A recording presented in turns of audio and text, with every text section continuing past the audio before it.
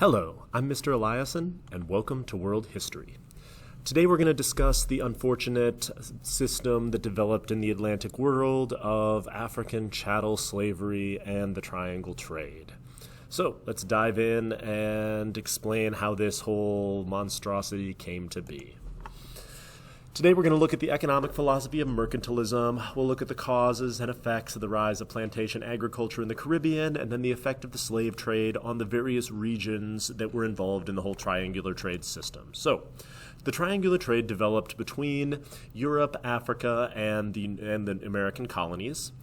This was a network of trade routes in which generally the Europeans produced finished products. The people in the Americas produced raw materials, and then in Africa they brought out a combination of raw materials and enslaved individuals who were captured and then traded as commodities. It's called the triangular trade because, as you can see, it makes sort of a broad triangle there connecting the areas to each other. And so we'll try to get into each of these areas in turn and talk about the various effects. The economic system that underpinned this entire network is called mercantilism. It's the economic system is centered around trade, and the goal was to increase a country's wealth, specifically their amount of gold and silver in their treasury. They believed that they should do this by creating what's called a favorable balance of trade, with more valuable exports outnumbering the less valuable imports. And the easiest way to do that was, one, bring in, bullion, bring in precious metals, gold, silver, stuff like that, but also ensure that the colonies were importing food and raw materials, and the mother country was exporting finished manufactured goods. In order to try to corner the market, most countries passed restrictive trade laws, preventing countries from trading with each other, and preventing the colonies from trading with anyone but the mother country. These restrictive trade laws were, of course, incredibly difficult to enforce and also spectacularly unpopular, and it led to a series of naval wars between the various European powers, your Spanish, your French, your Dutch, and your English. So we'll spend more time talking about those, of course, later when we get into our next unit, when we focus more on European politics and the development of European governments.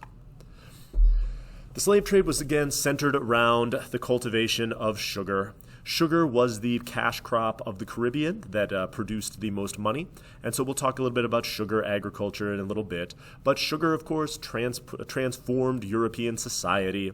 As a sweetener, it, of course, provided a whole range of new foods that could be eaten and consumed, and sugar could also be distilled into molasses or rum, which were, of course, incredibly popular in Europe.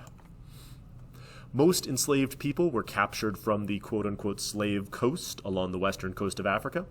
Europeans set up trading ports in these areas in order to try to trade with the various African countries and to capture, to some extent, people on their own. They would then be put on ships and shipped across the Atlantic Ocean, where they would work in the plantations of the Americas. As you can see here, the vast majority of enslaved people went to Brazil and the Caribbean, although a decent number of people, or a not insignificant number of people, went to other regions as well. The passage across the Atlantic is known as the Middle Passage, and it was especially horrific. Europeans decided that trying to keep all of their enslaved captives alive was not cost-effective, and a better plan was to simply pack enslaved Africans into the holds of ships as tightly as possible, with the understanding that a significant portion of them would die. They would then accept this level of attrition and attempt to rehabilitate any Africans who survived, noting that probably enough Africans would survive to make the journey cost-effective. You have, of course, the document of Equiano, and he describes the Middle Passage, so he does a much better job than I would. And so the narrative of Equiano helps to lay out what it was like for enslaved Africans to travel on this horrific journey. So here's Equiano's brutal Middle Passage. Take a moment to read, answer the appropriate questions.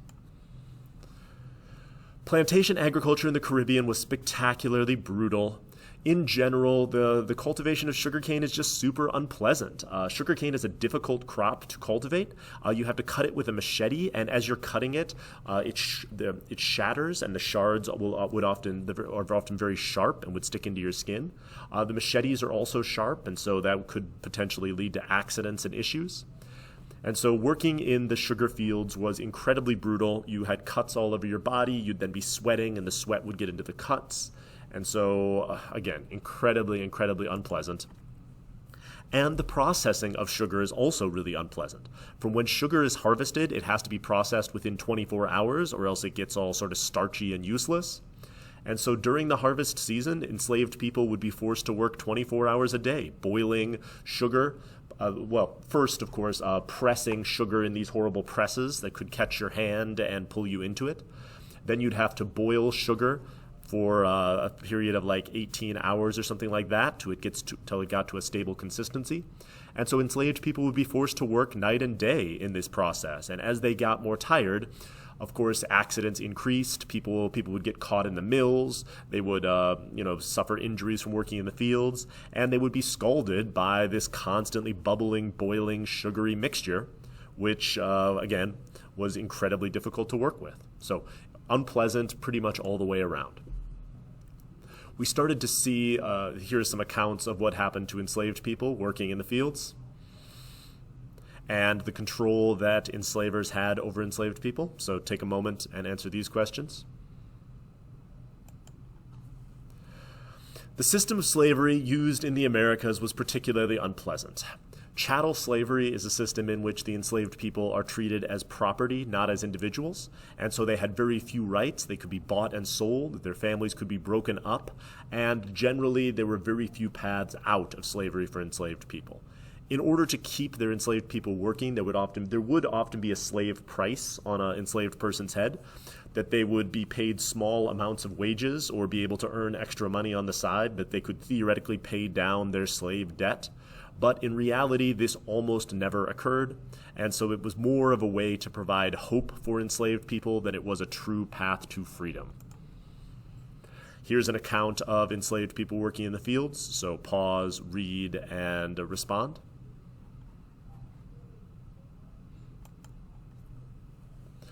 All of this wealth did lend itself to the rise of piracy.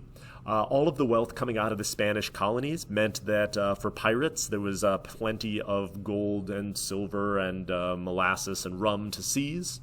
And so all of the famous pirates operated during this time period, Henry Morgan and Blackbeard and all of the other sort of famous pirate names. They would often either attack port cities, holding them for ransom and stealing all the money in their treasury, or would attack the Spanish treasure fleets, which were bringing massive amounts of silver across the ocean. Countries often participated in this too. The English were famous for licensing privateers, more or less English ships that would be paid for and supplied by the English, who would then attack Spanish and French and Dutch ships and settlements, and would then pay a portion of their proceeds to the Crown of England in exchange for legal support. And so we saw some legal support for pirates as well as just the straight up pirating, independent ship captains just stealing wealth. In North America, we saw much less settlement, at least at first. The English got started much later, and you got both the settlers in Jamestown, who survived by growing tobacco, which we'll talk more about later, and the religiously motivated Puritans settling in New England, trying to create a perfect utopian community. We talked previously about the Spanish mission systems throughout the Southwest, which were relatively lightly settled. And then the French also settled the Mississippi River Valley and the Great Lakes region, focusing specifically on fur trade. We're just introducing these various groups because eventually we're going to talk about the 7 Years' War, and one facet of that war was the conflict between the French and their native allies and the British, and so just wanted to briefly introduce those groups. So that brings us to a close for today as far as the rise of chattel slavery and the triangular trade. Thank you for listening.